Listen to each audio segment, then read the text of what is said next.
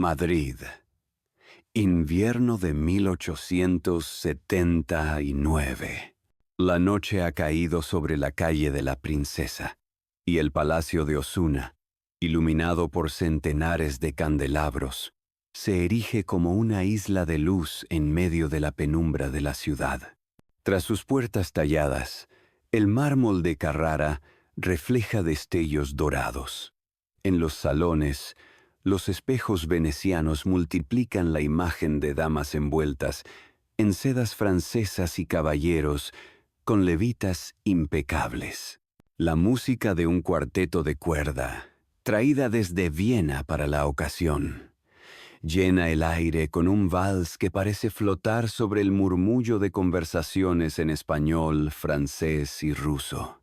Es una noche de gala, quizá la última de esta magnitud. Entre copas de champán y bandejas de plata rebosantes de manjares, se respira la sensación de que aquí el tiempo se detiene, aunque solo sea por unas horas. Afuera, Madrid enfrenta el invierno y las penurias propias de una economía en transformación. Adentro, todo es resplandor y ostentación. La alta sociedad se mezcla con embajadores extranjeros, artistas, militares y aristócratas venidos de París y Londres para rendir homenaje al anfitrión. Mariano Teles Girón, 12º duque de Osuna. Mariano, de porte erguido y mirada serena, avanza por el salón saludando con cortesía impecable. Es el perfecto caballero diplomático, formado en las cortes más refinadas de Europa. Su reputación de mecenas y hombre de mundo es conocida de Madrid a San Petersburgo. Sin embargo, detrás de la sonrisa cortés y de la seguridad que proyecta, guarda un secreto que pocos sospechan. Las arcas de la casa de Osuna están peligrosamente vacías. Muchos de los diamantes que brillan en los cuellos de las damas esta noche ya están comprometidos como garantía en discretas casas de empeño de París. Algunas propiedades emblemáticas han pasado a manos de acreedores, aunque en los registros oficiales aún figure su nombre. El duque levanta su copa y ofrece un brindis por la eternidad de nuestra historia y la grandeza de España. El aplauso resuena con fuerza, pero para él, cada palmada es un recordatorio de que está representando un papel cuyo telón está a punto de caer. Ha heredado un apellido cargado de gloria, una de las familias de grandeza de España que durante siglos han influido en la política, la cultura y la diplomacia del país. Ha viajado como embajador a Londres, París y San Petersburgo, donde protagonizó episodios tan legendarios como el banquete en el que, para asombrar a sus invitados, ordenó arrojar toda la vajilla de oro al río Neva para no tener que lavarla. Aquella extravagancia, que recorrió las páginas de la prensa europea, se convirtió en símbolo de su vida. Un lujo sin freno, un gesto tan espectacular como insostenible. La velada avanza y el vals da paso a una polonesa, mientras los sirvientes, perfectamente coreografiados, reponen copas y platos. El aroma de perfumes franceses se mezcla con el de los cirios encendidos y el leve olor a madera pulida de los suelos centenarios. En las conversaciones se murmuran nombres de familias, se discuten alianzas matrimoniales, se comentan los últimos movimientos políticos. Nadie, al menos en público, se atreve a mencionar los rumores sobre la situación financiera del duque, aunque en ciertos corrillos de confianza, la palabra hipoteca ya ha hecho su aparición. En un momento de quietud, Mariano se aparta hacia una galería lateral. Desde allí observa la fiesta como un espectador más.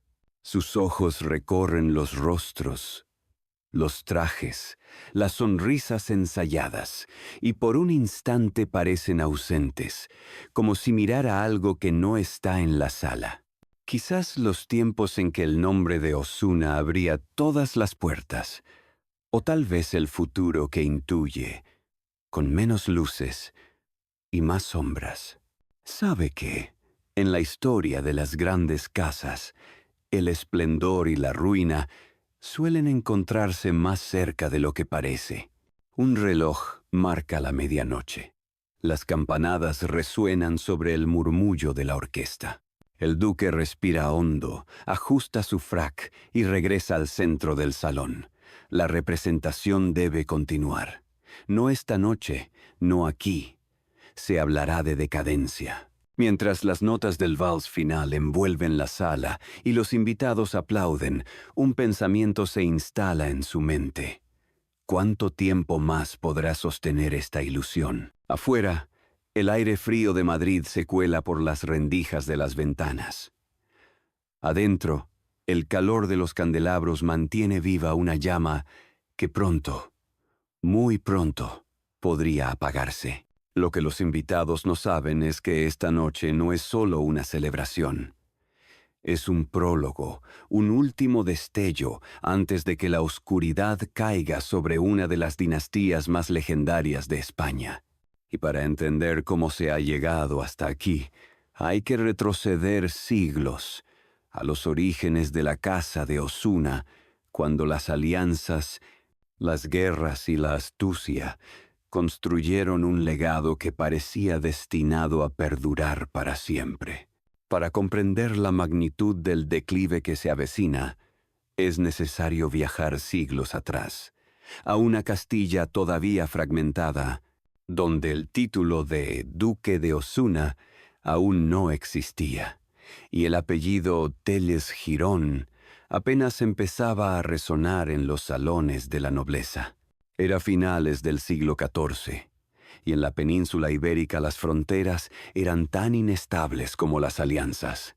Un día se sellaban con un banquete y al siguiente se deshacían con una emboscada. En ese contexto incierto, los Girón supieron moverse como piezas clave en el tablero político, combinando la lealtad a la corona con un instinto infalible para elegir el bando ganador. El linaje hundía sus raíces en la alta nobleza castellana, con vínculos de sangre que se remontaban a los señores de Osma y a los condes de Ureña. La familia acumuló tierras gracias a concesiones reales obtenidas por servicios militares, guerras contra Granada, campañas en defensa de las fronteras del sur, escoltas para monarcas en momentos de crisis. Estas victorias en el campo de batalla no solo se traducían en honores, sino también en extensas propiedades, exenciones fiscales y, sobre todo, acceso a matrimonios estratégicos con otras casas influyentes. El título de Duque de Osuna fue creado en 1562 por el rey Felipe II y otorgado a Pedro Telles Girón, cuarto conde de Ureña. Con este gesto, la familia entró en la élite más cerrada de la nobleza española, la grandeza de España. Desde entonces, el escudo de los Osuna luciría con orgullo las armas de Girón, bandas rojas y doradas, junto a otros símbolos heredados de alianzas pasadas, como las flores de lis y las águilas bicéfalas que hablaban de vínculos internacionales. Durante los siglos XVI y XVII, los duques de Osuna se convirtieron en piezas clave de la política y la diplomacia de la monarquía hispánica. Sirvieron como virreyes de Nápoles y Sicilia, comandaron flotas en el Mediterráneo, financiaron expediciones militares y mantuvieron relaciones cercanas con los Habsburgo. La familia no solo acumuló poder político, sino también una riqueza cultural impresionante. Encargaron obras a los pintores más importantes de la época, como el Greco y Velázquez, y fueron mecenas de poetas, dramaturgos y arquitectos. Uno de los momentos de mayor esplendor llegó con Pedro Telles Girón, tercero duque de Osuna, conocido por su habilidad para combinar la estrategia militar con una visión casi empresarial del gobierno. Durante su virreinato en Nápoles, no solo reforzó las defensas de la ciudad contra incursiones otomanas, sino que también promovió reformas urbanísticas, patrocinó teatros y favoreció la llegada de artistas y músicos que dejaron huella en la vida cultural napolitana. Fue él quien consolidó la imagen de los Osuna como una dinastía que unía espada y pluma, guerra y cultura. Con el tiempo, el poder de la familia se extendió por buena parte de España y Europa. Poseían palacios en Madrid, Valladolid, Granada y Sevilla, además de vastas fincas agrícolas que producían trigo, aceite, vino y ganado en cantidades capaces de abastecer a ejércitos enteros. La administración de estas propiedades estaba a cargo de un entramado de mayordomos, contadores y capataces que respondían directamente a la casa ducal. En sus mejores años, la renta anual de los Osuna superaba la de algunas coronas menores de Europa. Pero junto a la riqueza venían también las obligaciones. Mantener el estatus de una grandeza de España implicaba sostener una red de clientelismo que abarcaba desde nobles menores hasta artesanos y campesinos que dependían de la protección ducal. Las fiestas, torneos y recepciones eran parte de esa economía invisible que alimentaba el prestigio de la familia. Cada banquete no era solo un acto social, sino una inversión en influencia. Cada alianza matrimonial, una jugada para consolidar territorios y títulos. A mediados del siglo XVIII, la Casa de Osuna vivió otro momento de gloria con Pedro de Alcántara Telles Girón, nueve duque de Osuna, y su esposa, María Josefa Pimentel, duquesa de Benavente. Esta pareja se convirtió en un referente cultural en Madrid, patrocinando a artistas como Francisco de Goya, quien pintó varios retratos de la familia. El Palacio de El Capricho, en las afueras de la capital, fue concebido como un lugar de recreo y cultura, con jardines diseñados al estilo inglés y salones que acogían tertulias literarias y conciertos. El legado artístico de esta época sería uno de los tesoros más duraderos de la Casa de Osuna. Cuadros, esculturas, tapices y muebles de diseño exquisito llenaban los salones de sus palacios, convirtiéndolos en auténticos museos privados. Sin embargo, esa misma inclinación por el arte y el refinamiento, sumada a un tren de vida costoso, comenzó a erosionar lentamente las finanzas familiares. La administración de tantas propiedades y el mantenimiento de un estilo de vida acorde a su rango requerían sumas cada vez mayores, y la modernización económica de España no siempre jugaba a favor de las viejas estructuras nobiliarias. Cuando Mariano Telles Girón nació en 1814, heredó no solo títulos y tierras, sino también una historia cargada de expectativas. Desde su infancia, fue preparado para desempeñar un papel diplomático. Estudios en lenguas extranjeras, viajes por Europa, contacto con las cortes más sofisticadas del continente. Todo apuntaba a que sería el digno heredero de siglos de gloria, el custodio de un apellido que había sobrevivido a guerras, crisis y cambios dinásticos. Pero la herencia incluía también deudas, compromisos y un modelo económico que comenzaba a mostrar signos de agotamiento. La revolución industrial estaba cambiando las reglas del juego. La riqueza ya no dependía únicamente de la tierra y los títulos, sino de la capacidad de adaptarse a mercados dinámicos y capitales móviles. Las viejas familias, como los Osuna, debían modernizarse o arriesgarse a perderlo todo. Mariano, con su carácter refinado y su inclinación por el lujo, parecía más dispuesto a mantener el esplendor del pasado que a reinventar el futuro. Así, cuando asumió plenamente el título de duque de Osuna en 1844, lo hizo con la convicción de que la magnificencia de su casa debía ser preservada a cualquier costo. Lo que no imaginaba era que ese cualquier costo acabaría siendo más alto de lo que su linaje podría soportar. Y es precisamente en este punto, con un joven duque en la cima de su herencia, cuando comienza la que sería la última gran era dorada de la casa de Osuna. Una era que brillaría con una intensidad deslumbrante antes de extinguirse. Madrid, 1844. Con apenas 30 años, Mariano Telles Girón, ya 12 duque de Osuna, asumía el control de una de las casas nobiliarias más antiguas y prestigiosas de España. Su llegada coincidía con un período convulso pero prometedor, la regencia de Isabel II y el lento tránsito de un país tradicional hacia las complejidades del liberalismo.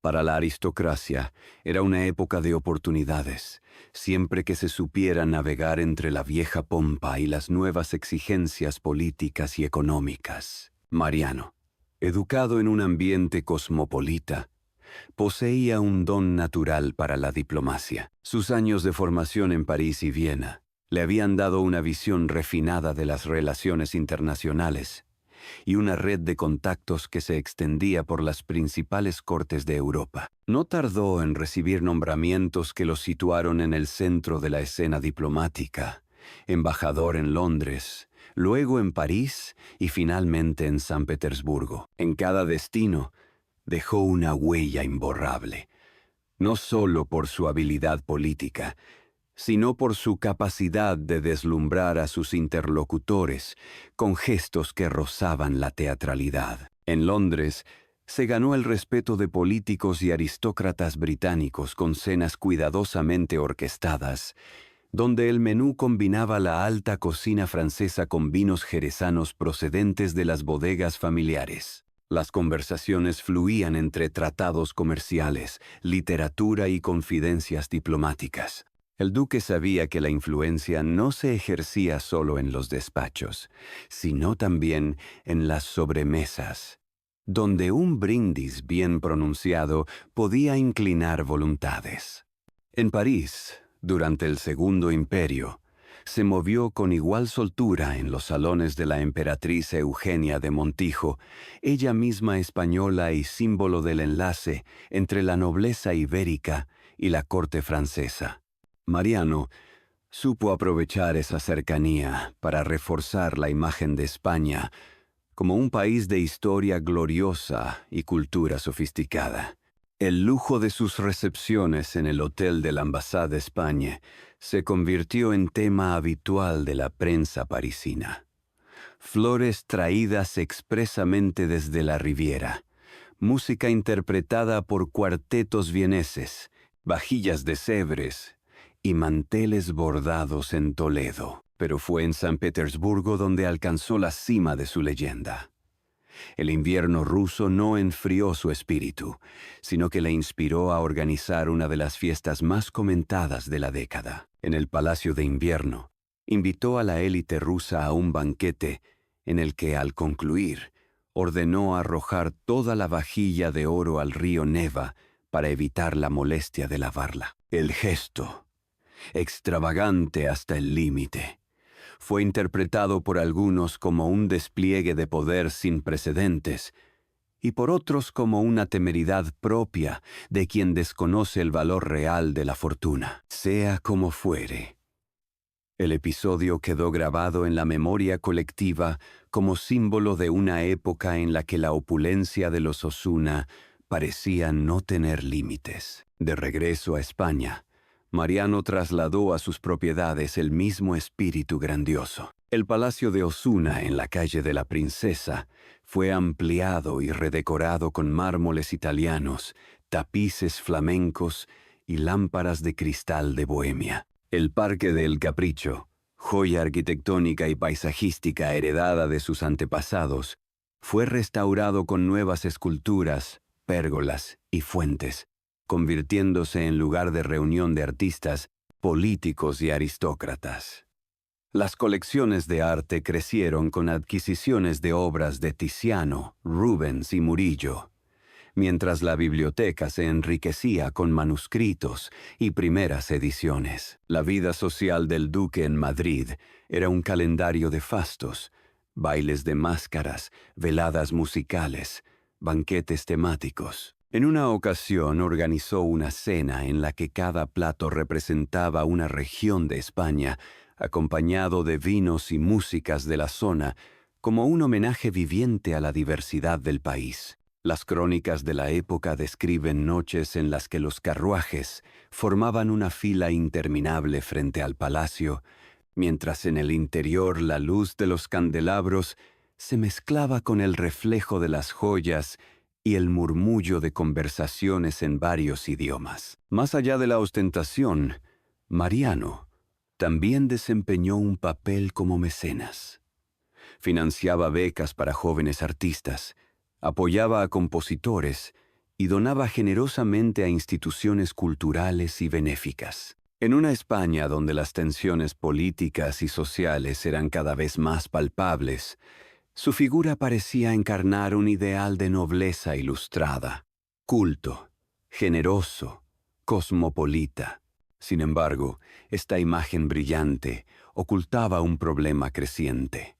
El costo de mantener tal esplendor superaba con creces los ingresos reales de la Casa de Osuna. Las fincas agrícolas, antaño fuente principal de renta, ya no producían al ritmo de las necesidades financieras.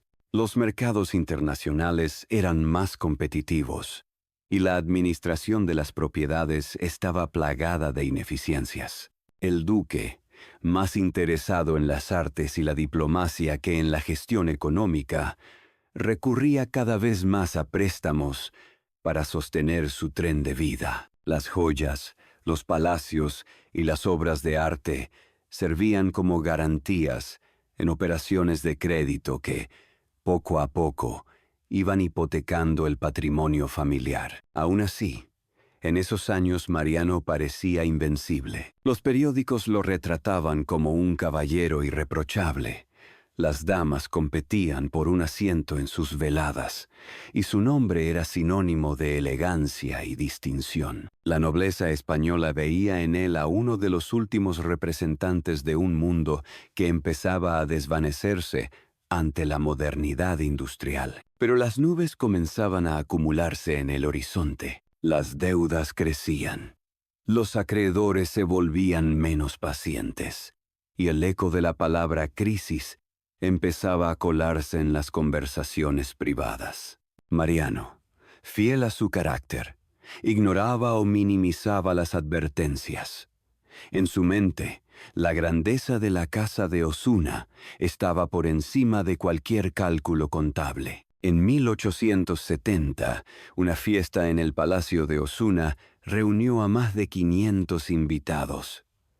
Fue, según muchos, la última celebración en la que el duque desplegó todo su esplendor sin reservas. Esa noche, entre valses y brindis, la alta sociedad madrileña fue testigo de un brillo que ya empezaba a apagarse. Algunos, con la intuición que da la experiencia, percibieron en el rostro del anfitrión un cansancio nuevo, como si, detrás de la sonrisa, hubiera un peso que ni el champán ni la música podían aliviar. Era el inicio de una cuenta atrás silenciosa, un juego peligroso en el que cada baile, cada banquete, cada adquisición de arte, acercaba un poco más al abismo. Y pronto, muy pronto, la realidad golpearía con fuerza, revelando el lado oscuro de una vida construida sobre la apariencia del poder eterno. A comienzos de la década de 1870, el palacio de la calle de la Princesa seguía brillando en los bailes y recepciones, pero tras las paredes tapizadas con damascos empezaban a escucharse voces más ásperas. El eco de los violines ya no tapaba del todo las conversaciones en voz baja entre mayordomos y administradores. Facturas sin pagar, cartas de acreedores que insistían con una frialdad burocrática, rentas de fincas que llegaban tarde o no llegaban. La estructura económica que durante siglos había sostenido a la casa de Osuna estaba cediendo bajo el peso de un gasto sin freno. La renta agrícola, principal fuente de ingresos, no podía competir con los nuevos centros industriales y con la modernización de las finanzas. Mientras las grandes fortunas europeas invertían en ferrocarriles, compañías navieras y bancos, el duque seguía aferrado a un modelo basado en la tierra, adornado con un gasto cortesano que requería liquidez constante. Mariano Telles Girón, fiel a su temperamento, no aceptaba la noción de austeridad.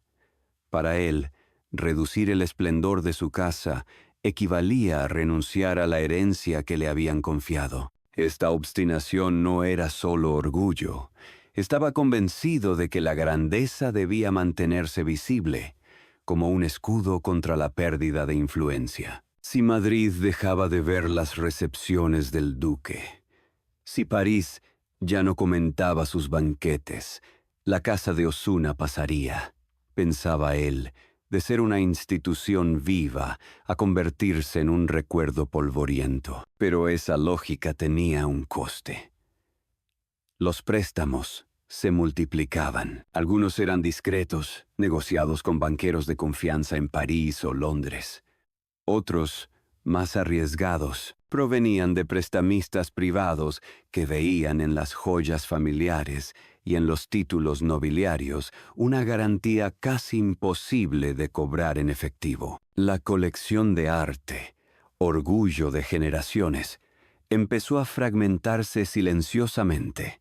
Un cuadro de Murillo aquí, un tapiz flamenco allá, vendidos o empeñados para cubrir pagos urgentes. En el ámbito personal, las tensiones también crecían. La falta de un heredero directo, Mariano no tuvo hijos legítimos, empezaba a generar incertidumbre sobre el futuro de la herencia.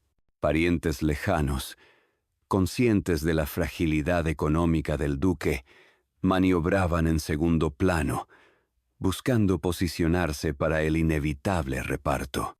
Algunos intentaban influir en las decisiones financieras, otros simplemente aguardaban, convencidos de que las deudas acabarían forzando la venta de propiedades históricas.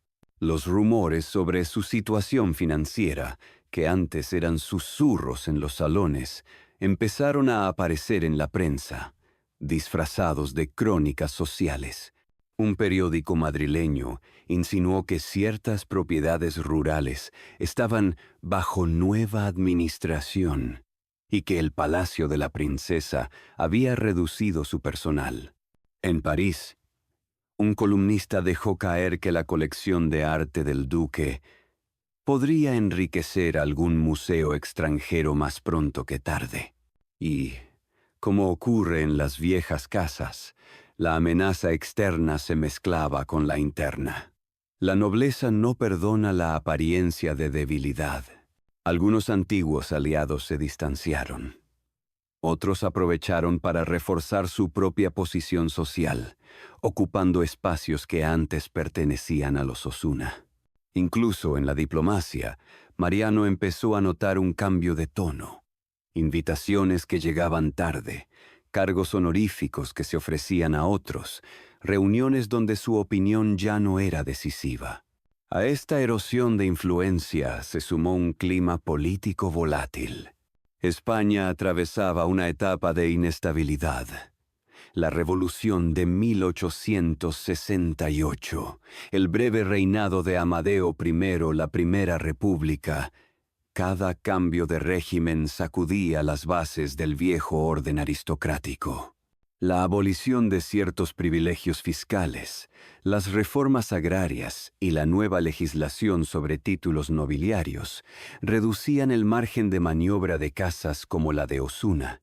Mariano, que había aprendido a moverse en el mundo de las cortes estables, se encontró desorientado en un escenario donde la nobleza debía competir en un terreno cada vez más burgués y empresarial.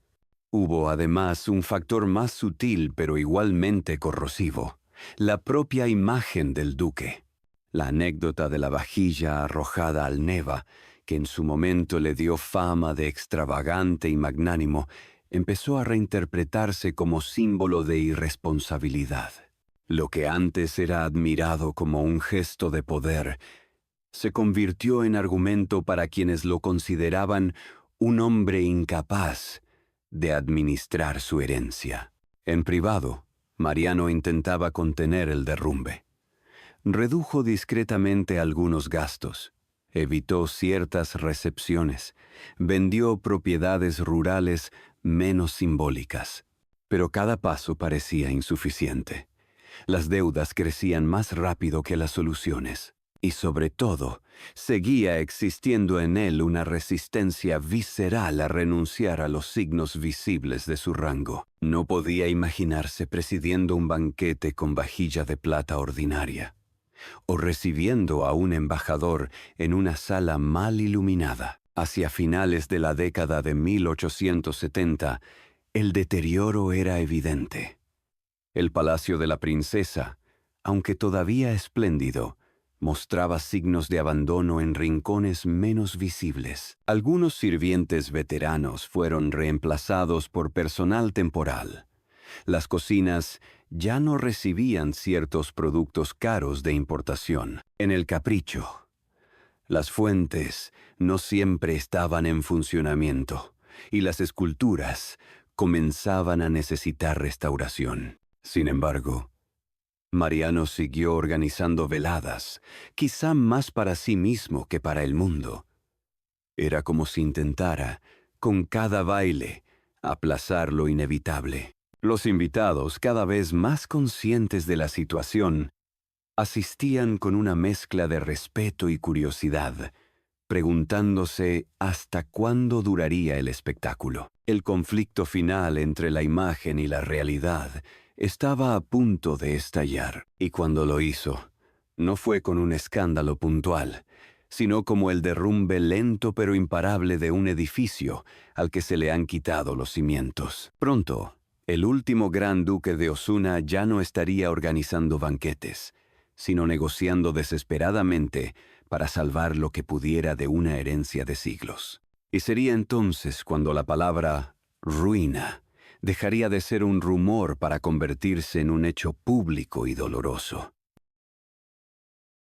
El invierno de 1880 llegó a Madrid con un frío seco y persistente, como si la ciudad misma quisiera conservarse inmóvil ante lo que estaba por ocurrir. El palacio de la princesa, antaño un faro de luz en las noches de gala, permanecía en penumbra la mayor parte del tiempo. Las ventanas, que antes dejaban escapar destellos de candelabros, ahora mostraban cortinas corridas, y el eco de los carruajes frente a su puerta se había reducido a visitas esporádicas de abogados y notarios. Mariano Telles Girón, 12, duque de Osuna, enfrentaba la realidad que había evitado durante años. Las deudas superaban con creces el valor líquido de su patrimonio, y las propiedades más emblemáticas estaban hipotecadas o comprometidas. El estilo de vida que había definido a su linaje durante siglos se sostenía ya sobre un equilibrio imposible. Las cartas de los acreedores, que en otros tiempos se respondían con promesas de pago, y la autoridad implícita del apellido Osuna, ahora llegaban con plazos perentorios y advertencias de acciones judiciales. La presión financiera obligó a tomar decisiones impensables.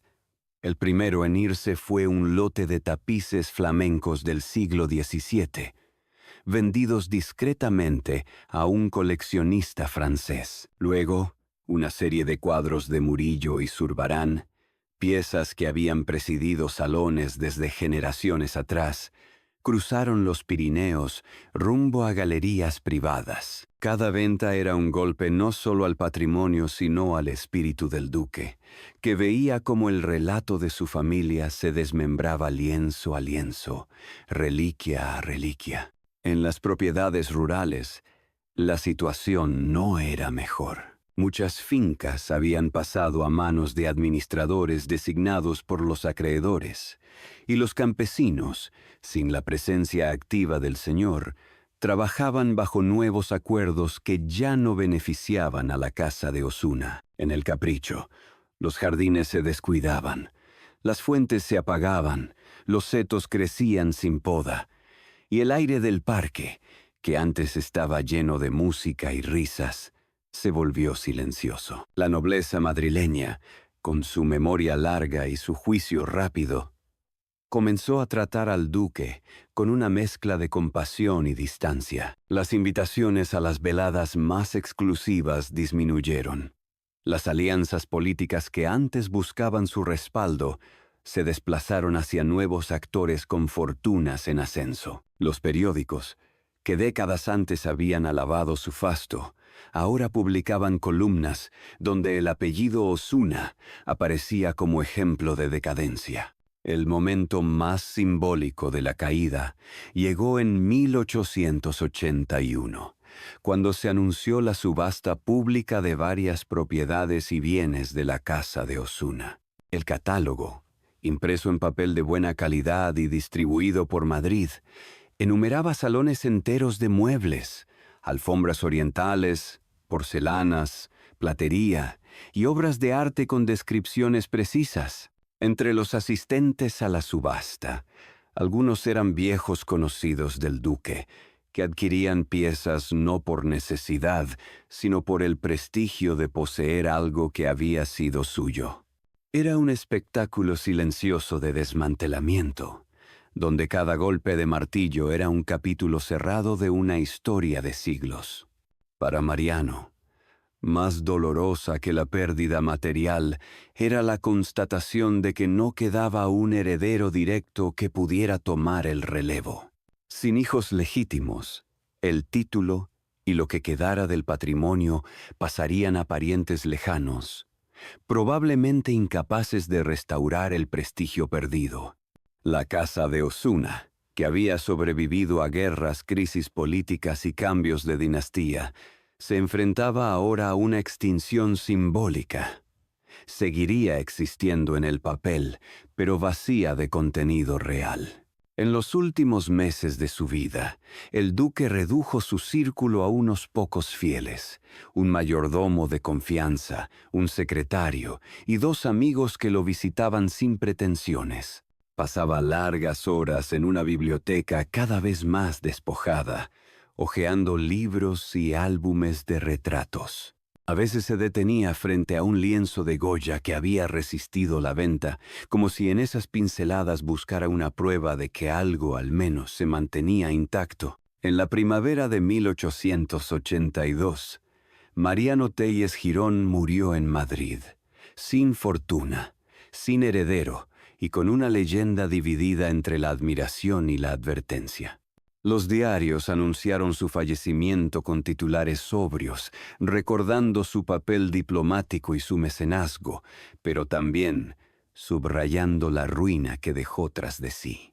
En las conversaciones privadas, su nombre se convirtió en una expresión coloquial para describir el gasto sin freno, ni que fueras Osuna.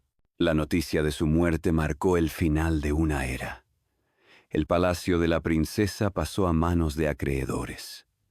El Capricho quedó en silencio, sus jardines cerrados al público. Las colecciones que durante siglos habían definido el gusto y el poder de la familia se dispersaron por Europa, algunas acabando en museos, otras en mansiones privadas donde su origen se fue olvidando. Pero como ocurre con todas las grandes casas, el eco de su historia no desapareció. Quedaron cartas, retratos, muebles firmados por ebanistas célebres y, sobre todo, quedó la advertencia silenciosa de que el poder y la riqueza, sin una gestión cuidadosa, pueden evaporarse en el lapso de una generación. El último gran duque de Osuna fue recordado por algunos como un hombre refinado y generoso, y por otros como el símbolo de un mundo que se extinguió por su propia incapacidad de adaptarse. Su vida, tejida con hilos de lujo, diplomacia y exceso, acabó deshilachándose hasta dejar un ovillo vacío, pero todavía brillante bajo cierta luz. Y así, tras el silencio que siguió a su muerte, comenzó la tarea de medir su legado. ¿Qué quedaba de la casa de Osuna, más allá de las ruinas y los recuerdos? El eco de las campanas que anunciaron la muerte de Mariano Telles Girón, 12 duque de Osuna, se desvaneció rápido en las calles de Madrid. No hubo cortejos multitudinarios ni discursos grandilocuentes.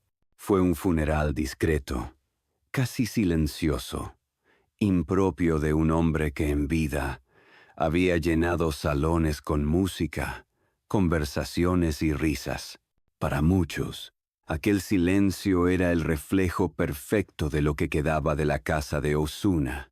Un hombre ilustre, pero vacío de poder real.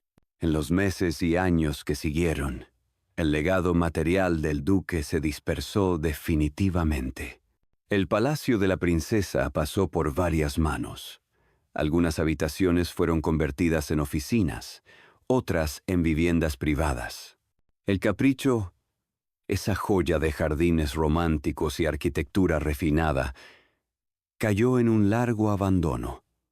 Las fuentes se secaron, las estatuas se cubrieron de musgo y los caminos de grava se borraron bajo la maleza. Los visitantes que llegaban a las puertas cerradas apenas podían imaginar el bullicio y la belleza que aquel lugar había albergado. Las colecciones de arte, desmembradas durante los últimos años de vida del duque, tomaron rumbos diversos. Algunas piezas terminaron en museos nacionales e internacionales, donde hoy cuelgan con cartelas que mencionan, a veces de forma discreta, su procedencia: Colección Osuna.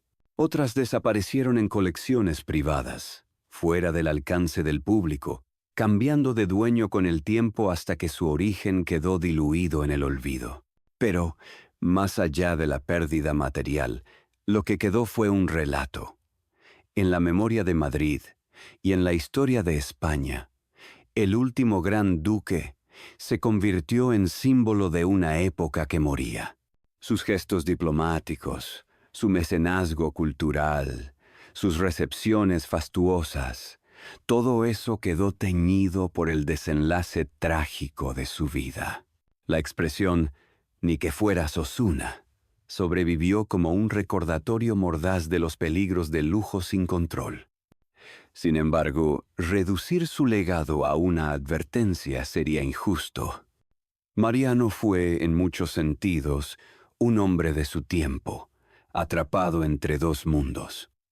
El de la vieja aristocracia, basada en la tierra, el honor y la visibilidad pública, y el de una modernidad industrial y financiera que exigía nuevas reglas. Su negativa a adaptarse no fue solo terquedad, sino también un intento quizá ingenuo de preservar una forma de vida que estaba desapareciendo en toda Europa. Hoy, al recorrer lo que queda de sus propiedades, es posible leer en la piedra y en los jardines las capas de esta historia. En el Capricho, restaurado décadas después y abierto al público, los paseantes caminan entre árboles centenarios y estatuas recuperadas, sin saber que están pisando el escenario de intrigas, celebraciones y despedidas de una de las casas más influyentes de la historia española. En las salas de museos, un cuadro que alguna vez colgó en el Palacio de la Princesa sigue capturando miradas, ajeno al hecho de que su viaje hasta allí comenzó con una subasta forzada por las deudas. El legado de Mariano Telles Girón también se encuentra en la memoria cultural de España. Fue un mecenas que apoyó a artistas y músicos, un diplomático que representó a su país en momentos clave, y un aristócrata que, aunque vivió de manera imprudente, mantuvo un compromiso inquebrantable con la imagen pública de su linaje. Esa dualidad del esplendor y la ruina es lo que hace que su historia siga siendo contada. La reflexión final es inevitable. La casa de Osuna había sobrevivido a guerras, crisis y cambios de dinastía, pero no pudo resistir la combinación de gasto excesivo, falta de adaptación y un mundo que cambiaba demasiado rápido. Es una lección que trasciende el tiempo y la geografía. El poder y la riqueza no son eternos, y la historia no perdona a quienes confunden la herencia con la inmunidad. Quizá, si Mariano hubiera aceptado reducir su tren de vida, diversificar sus inversiones o ceder parte del control a administradores más pragmáticos, el desenlace habría sido distinto. Pero entonces, ¿seguiríamos hablando de él? ¿O habría pasado inadvertido como un noble prudente, sin escándalos ni ruinas que contar? A veces, lo que asegura un lugar en la memoria no es la perfección, sino la tragedia. Hoy, la figura del último gran duque sigue viva en libros de historia, documentales y en el susurro de las leyendas urbanas madrileñas. Su vida, como un tapiz antiguo, está tejida con hilos de gloria y de advertencia. Y al recordarlo, no solo miramos hacia atrás, sino que también nos miramos a nosotros mismos, preguntándonos qué haríamos si heredáramos un mundo entero y cuánto tiempo podríamos sostenerlo. Porque, al final, el verdadero legado de Mariano Teles Girón no es solo un conjunto de obras de arte dispersas o propiedades perdidas, sino una pregunta que atraviesa los siglos. ¿Cómo se mide la grandeza? ¿Por lo que se acumula o por lo que se deja?